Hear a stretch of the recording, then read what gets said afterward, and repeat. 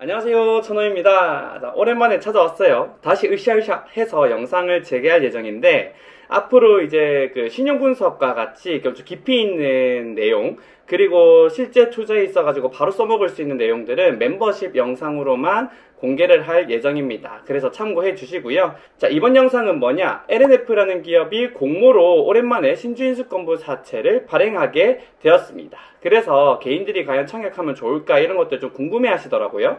물론 청약의 권유라든지 매수 매도에 대한 권유는 절대 아니고 제가 LNF라는 기업을 분석하면서 신용도 위험이 어느 정도인지 매우 주관적인 그냥 의견을 공유하는 그런 영상이라고 생각해 주시면 될 것 같습니다. 자, 근데 제가 이제 과거의 그런 좀 잘못된 내용들을 개선하고자 고민을 좀 해봤는데, 제가 뭐 되게 깊이 있게 논거를 들어가지고 로데이터를 가지고 막 분석하는 거 우리 촌뜨기들은 전혀 관심이 없더라고. 그래서 뭐 어쩌라고? 안전하다는 거야? 이것만 관심이 있더라고요. 그래서 예전에는 20분에서 한 30분 정도 되는 영상이 아마 5분 정도 내외로 압축돼서 올라갈 거예요. 그래서 로데이터나 이런 것들을 제가 막 공유해드리진 않을 거고 되게 간략하고 요약, 집약해서 말씀드릴 거다. 요 점 참고해 주시고요. 바로 LNF 한번 달려가 보겠습니다. 그래서 LNF의 최대 주주를 봐야 되는데, 세로닉스라는 상장사 기업이에요. 시총으로는 약 1000억 정도 되고 매출액도 한 2000억대, 영업이익은 5억 내외, 작년에만 한 70억 정도 달성했기 때문에 뭐 그렇게 좋은 기업은 아니다 라고 봐주시면 될 것 같고요. 자, 그럼 바로 다음으로 넘어가서 어떤 사업을 LNF가 영위하고 있냐. 2차전지용 양극할 물질을 제조하고 판매하는 사업을 하고 있습니다. 주요 고객사는 LG에너지솔루션이고 거의 대부분을 담당하고 있다 라고 봐주셔도 무방할 것 같아요. 최근에 2차전지 업황이 매우 안 좋아지고 또 전기차 쪽 캐즘이 발생하면서 당연히 고객사 단에서 뭐 구조조정도 일어나고 재고 정리도 일어나고 이러다 보니까 LNF는 매우 안 좋은 상황에 직격탄을 맞았다, 이렇게 볼 수 있을 것 같습니다. LNF는 연결 기준으로 자산이 한 2조 8천억 정도, 근데 부채가 2조 2천억 정도 돼요. 그래서 자기 자본은 6천억 달러밖에 안 되고, 다만 시총은 2차전지 섹터라는 부분, 그리고 양극할 물질 쪽에서 글로벌리 마켓이 한 7.6% 정도 2023년도 기준으로 마켓 셰어를 보유하고 있거든요. 그러다 보니까 좀 유의미한 포지션을 갖고 있다 보니까 이제 시총은 어느 정도 인정을 받아서 2조 4천억 정도 됩니다. 자, 그럼 다음으로 넘어가서 재무제표 바로 볼게요. 자, 일단은 제가 요약한 재무정보를 가지고 왔는데요. 연결이나 별도 기준으로 봤을 때 대동소이합니다. 그래서 별도 기준으로 좀 볼게요. 그러면은 여기서 눈에 띄는 게 뭐예요? 부채 비율. 저 첫인상, 소개팅 나와서 첫인상도 뭐 부채 비율이 제일 중요하다라고 했는데, 보면 2023년도, 2022년도가 되게 활황이었거든요. 그리고 2023년도부터 조금씩 안 좋아졌는데 2023년도 기준으로만 해도 부채 비율은 200%도 안 됐어요. 근데 이제 급격하게 안 좋아지다 보니까 2024년도 280%, 그리고 2025년도 1분기 기준으로는 356%, 7%까지 부채 비율이 올라갔습니다. 당연히 영업이익이나 순이익단도 안 좋았겠죠. 그래서 2022년도를 제외하고는 계속해서 영업이익단에서도 손실, 당기순이익단에서도 손실을 기록하고 있다. 그리고 그 손실 규모는 계속해서 커지고 있다. 매우 안 좋아진 상황이구나. 우리는 이렇게 해석할 수 있어요. 그리고 나면 결국 뭐 해야 된다? 자산이랑 부채에 대해서 하나하나 다 뜯어봐야 된다고 말씀드렸잖아요. 그래서 자산 관련해서 좀 뜯어보면은, 일단 현금이 약 2,900억 정도로 총 자산이 2조 8천억 정도 되거든요. 그러니까 한 10% 정도 차지하고 있어요. 근데 7월 달에 6회차 전환사채 1,000억 정도를 상환했거든요. 그러니까 여기서 현금 일단 기계적으로 1,000억 삭감해야 됩니다. 그러면은 전체 자산에서 한 5% 정도 차지한다라고 볼 수 있겠죠. 물론 다른 외형 변수들을 무시하고 말씀드린 거예요.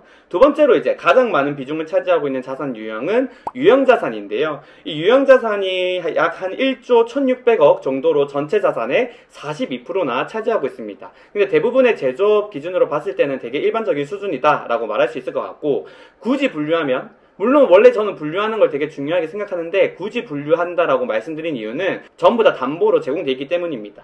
토지는 950억, 건물이 3,690억, 기계장치가 4,907억, 건설 중인 자산이 1,301억 등 해서 뭐 비품 이런 것들 다 합해서 이제 1조 1,600억 정도 되는 건데, 여기서 이제 8,800억에 대해서 차입금 9,300억이 담보 설정이 돼 있습니다.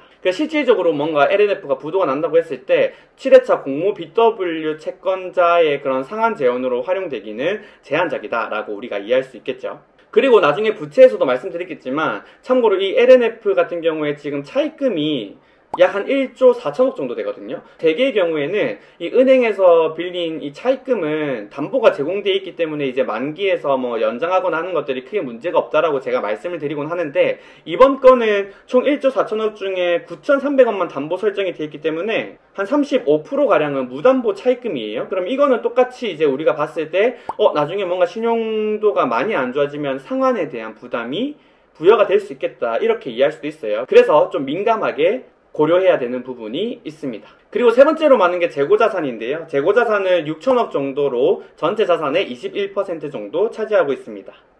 원재료 같은 경우에 손실을 많이 반영해서 2,405억 정도, 그리고 제품이 2,066억, 제공품이 1,065억 정도 있어요. 분명히 2차 전지 같은 경우에는 관련해서 원재료가 되게 비쌌거든요. 그래서 이 비싼 것들이 다 이제 악성 재고라고 할 수 있는데, 이 악성 재고를 다 떨어내고 이제는 뭔가 산업 업황이 턴어라운드 됐을 때 이 저렴하게 매입한 원재료들이 남아있을 거기 때문에 수익성 측면에서는 향후에 뭔가 턴어라운드가 됐을 때는 많이 개선될 수 있다, 우리 이렇게 이해할 수 있어요. 이 중에도 한 805억 정도는 담보로 잡혀있다라고 보면 될 것 같습니다. 그리고 뭐 유의미하진 않지만 이연법인세 자산이 한 10% 정도 차지하고 있고요. 이렇게 상기 4개의 그런 주요 계정을 다 더해보면 한 83%, 총자산의 83%를 차지하면서 LNF의 대부분의 자산을 설명할 수 있다, 이렇게 이해할 수 있겠습니다. 그리고 뭐 기본적으로 봤을 때 전형적인 제조업의 구조를 띠고 있다, 그래서 막 이상한 거는 찾아보기 어려웠다, 이렇게 이해하시면 될 것 같습니다. 그럼 다음으로 부채 넘어가서 5분 조금 더 되겠는데 최대한 한번 편집으로 날려볼게요. 그리고 이제 부채를 좀 분해해보면, 첫 번째, 약 한 4천억 규모의 무담보 은행 차입금, 아까 말씀드렸잖아요. 이게 좀 핵심입니다. 그래서 유동성 대응의 핵심이고, 과연 이걸 문제없이 잘 대응할 수 있을까에 대한 고민을 해야 될 상황입니다. 그리고 두 번째, 담보부 채권은 뭐 만기 연장 가능성이 있기 때문에 우리가 크게 고려하지 않아도 될 것 같다는 느낌이고, 세 번째, 전환사채가 있는데 여기에 약 한 1천억 정도였거든요. 요거는 7월 달에 전에 상환됐기 때문에 현금 1,000억 날리고 6회차 전환사채도 다 날리면 될 것 같습니다. 그리고 마지막으로 좀 많은 비중을 차지하고 있는 사채 중에 하나가 교환사채인데, 외화 채권이고요. 달러로 돼 있어요. USD 달러로 발행이 됐고, 약 원화로는 한 5,500억 정도 규모라서 매우 크지만, 다행히 우리 이제 7회차 공모로 발행되는 신주인수권부 사채보다는 만기가 뒤에 있어요. 그래서 요거 이제 상환이 도래하면서 뭔가 신용 이벤트가 발생할 트리거는 아니다라고 이해하면 될 것 같습니다. 다만 이를 기반으로 우리가 이제 최종 의견을 낼 텐데, 정리하면 이래요. 자산에서는 유형자산이 매우 중요한데, 유형자산 사실은 사채권자한테 뭔가 상한 재원으로 활용되기 어렵고, 나머지는 사실은 현금은 그러면은 총 자산의 5%밖에 차지하지 않기 때문에 뭐 그렇게 크지 않아요. 그냥 일반적인 사업을 영위하면서 당연히 제가 봤을 때는 이거 다 사업 비용으로 떨어내질 것 같고, 그러면은 산업이 턴어라운드 하지 않으면 과연 얘네들이 자체적으로 상환할 수 있는 현금이 있을까? 그리고 뭐 한 수개월 내에 또 계속해서 이렇게 운영 자금도 없을 것 같은데, 그럼 당연히 뭐 해야 돼? 사채를 발행할 수밖에 없다. 그래서 엄청 큰 규모, 7회차 BW의 발행 규모는 3천억으로 어마무시하게 큰 규모로 발행이 된다, 이렇게 이해하시면 될 것 같아요. 그럼 뭐야? 이거 과연 갚을 수 있을까에 대해서 봤을 때 차원 아니면 갚을 수가 없어요. 아무튼 우리 이렇게 일단 생각해 볼 수 있어요. 그렇고 최종 의견은 그래서 정리해서 말씀드리자면, 자, 일단 첫 번째, 순수 채권자 입장에서 말씀드리겠습니다. 지극히 제 개인적인 의견이라는 점 유의하셔야 되고요. 3월 말 재무상태표 기준으로 6회차 전환사채 상환한 거 고려하고 7회차 BW 3천억 발행한다라고 가정했을 때 부채 비율은 무려 465%나 됩니다. 또 현 자산 구성상 큰 변화가 없을 경우에 7회차 BW 상환 시에는 차환 외에는 별다른 방법이 없다라고 봐질 정도로 뭔가 최후의 도전 같다라고 저는 생각을 했고요. 또한 2차전지 산업의 턴어라운드가 지연될 경우에 재무구조는 지속적으로 악화될 거고, 7회차 조기 상환이 도래하기 전에 그 무담보 차입금으로부터 뭔가 신용 이벤트가 발생 가능할 수 있는 가능성 또한 절대 낮다고 볼 수 없습니다.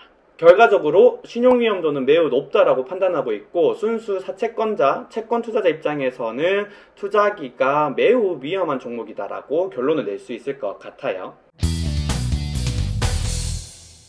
자, 여기까지가 LNF 신용 분석이었고요. 뭐 좀 분위기나 음질이나 좀 많이 달라졌나요? 자, 그래도 여기에 대해서는 의구심 품지 마시고요. 자, 아무튼 우리가 신용 분석을 하긴 했는데 이번에 3천억으로 대규모 BW를 발행하잖아요. 근데 이제 많은 분들이 BW 청약은 그런 매력도가 어느 정도 되는지를 궁금해 하실 것 같아요. LNF는 좀 특이한 케이스이기 때문에 우리 신용도 분석은 신용도 분석대로 그대로 두고 이제 BW 청약의 매력도는 별도로 한번 살펴봐야 되는데, 한번 그 구조를 살펴보도록 하자고요. 그래서 가장 중요한 거, 일단은 BW는 채권이라고 하는 이 B랑 워런트 신주인수권이라고 하는 W가 같이 발행이 되는 건데, 이 신주인수권 때문에 행사가가 매우 중요합니다. 그래서 이번에 신주인수권 행사가를 보면 52,200원이 될 거예요. 근데 현재가가 얼마냐? 지금 막 거래되고 있는데 약 한 88,500원에서 왔다 갔다 하고 있습니다. 그러면은 행사가 대비해서 현재가가 한 60% 수익이 나 있는 구조거든요. 워런트만 보면 상당히 매력적이라고 할 수 있습니다. 그런데 결국에 워런트가 매력적이라고 하더라도 뭐 워런트를 팔거나 아니면 행사해서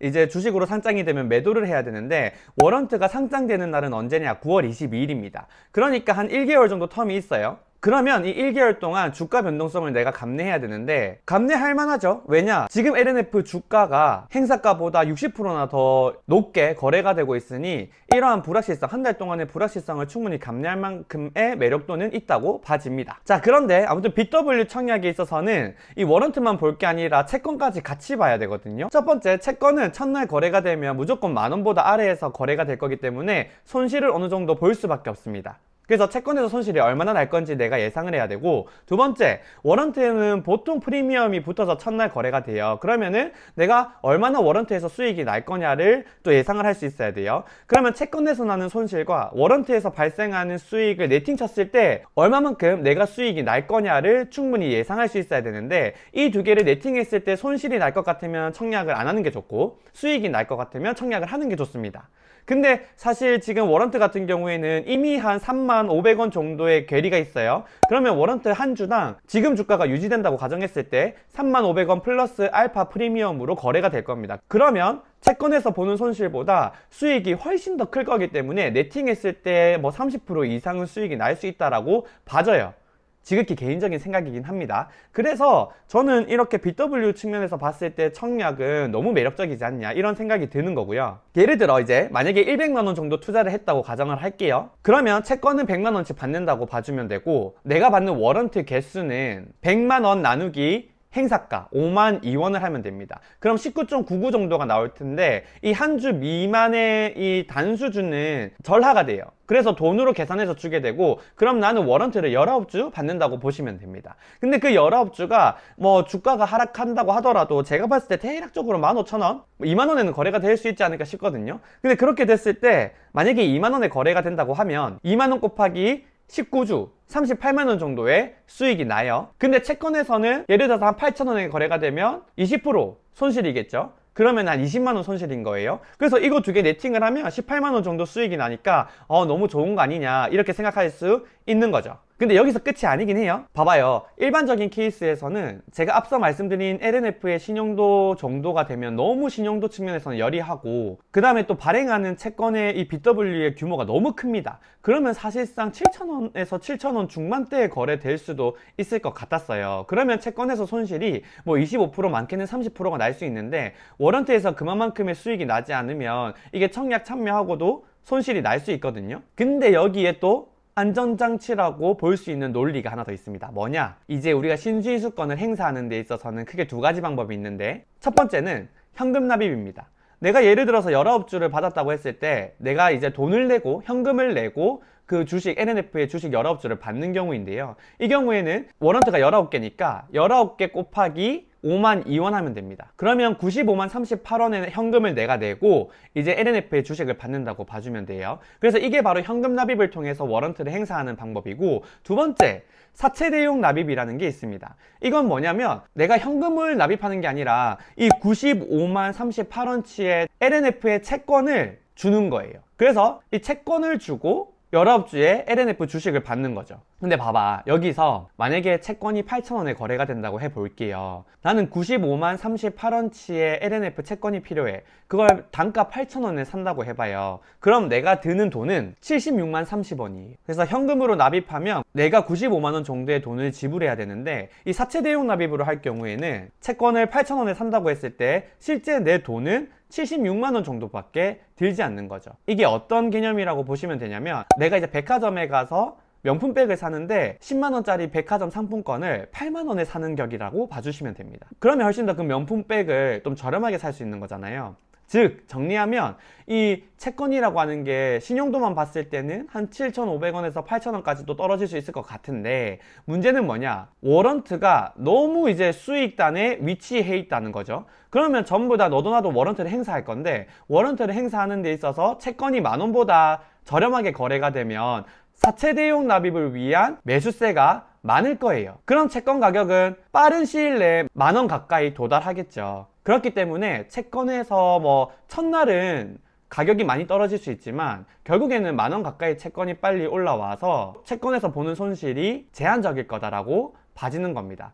그러다 보니까 뭐예요? 채권에서 손실은 제한적, 근데 워런트 행사로 수익은 되게 많이 날 수 있을 것 같다. LNF 청약은 매우 매력적이다. 이렇게 결론을 낼 수 있는 거죠. 그래서 제가 이런 것들을 다 종합해서 보면 뭐 절대 권유 아닙니다. 만약 제 돈이라면 일단 첫 번째, 실권이 나왔을 때 일반 청약, 풀로 대출 다 땡겨서 풀로 청약해 볼 것 같고요. 많이 못 받겠죠 아마. 그리고 두 번째, 환불된 자금의 대부분은 LNF BW 첫날 채권 가격을 좀 많이 살펴볼 것 같아요. 그래서 채권 가격이 저렴하면 그거 풀로 한번 사봐도 되지 않을까? 제 돈이면 살 것 같다. 약간 이런 생각이 들고, 권유 아니에요? 그리고 나서 뭐 사채 대용 납입발 매수가 들어오면 단기간 내에 9,500원, 9,800원까지도 갈 수 있지 않을까? 이런 기대를 하고 있는 거죠. 그럼 단기간에 뭐 19%에서 20% 수익이 날 수 있을 것 같아요. 단 여기에 전제 조건은 뭐다? LNF의 주가가 급락하면 안 됩니다. 그래서 제가 아마 지금 이 BW 청약단은 다시 한 번 더 영상을 찍었는데, 그 발행 조건을 제가 조금 착각한 부분이 있어가지고 이 매력도가 확 바뀌었어요. 그래서 조금 다시 촬영한 점은 양해 부탁드리고, 다음부터는 또 좀 더 세밀하게 봐서 이렇게 재촬영하는 일 없도록 챙기도록 하겠습니다. 그럼 저는 다음에 또 유익한 영상으로 찾아뵐게요. 안녕.